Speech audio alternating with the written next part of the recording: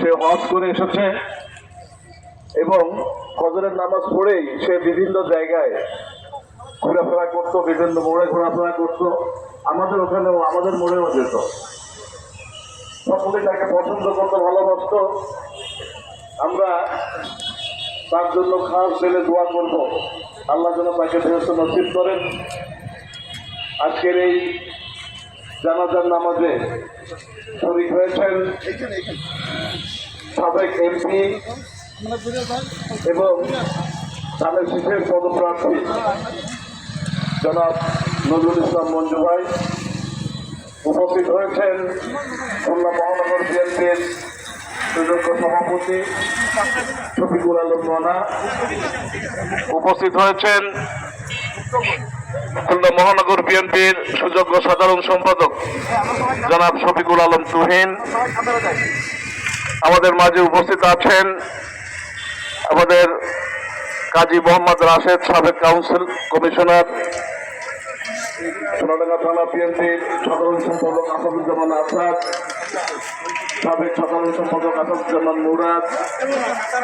উপস্থিত আছেন শ্রমিক দলের সাধারণ সদস্য সচিব শফিকুল আলম, শফিকুল ইসলাম, জনাব ফখরুল আলম ও শ্রমিক দলের আহ্বায়ক জনাব মজিবুর রহমান, সোনাডাঙ্গা থানার সাংগঠনিক সম্পাদক জাকির হোসেন বাপ্পি, বিভিন্ন ওয়ার্ডের সভাপতি সাধারণ সম্পাদক উপস্থিত আছেন। আমরা এই আমাদের আহমদ ইস্তি আছেন, আমাদের সদস্য সচিব, স্বেচ্ছাসেবক দল, আরো অনেক গণ্যমান্য রাজনৈতিক ব্যক্তিত্ব উপস্থিত আছেন। এলাকাবাসীর পক্ষ থেকে এবং পারিবারিক পক্ষ থেকে তাদেরকে শুভেচ্ছা জানাচ্ছি। এখন আমরা এই জানাজার নামাজ শুরু করব।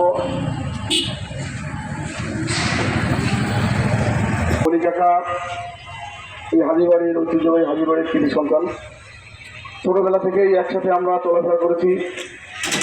কাকা আমাদেরকে সবাই ওই মাঠে নিয়ে এসে বল খেলাতো, সব জায়গায় নিয়ে যেত, স্টেডিয়ামে যেত, সব জায়গায় নিয়ে যেত, বিলেও নিয়ে যেত। আমরা পিকনিক করতাম একসঙ্গে।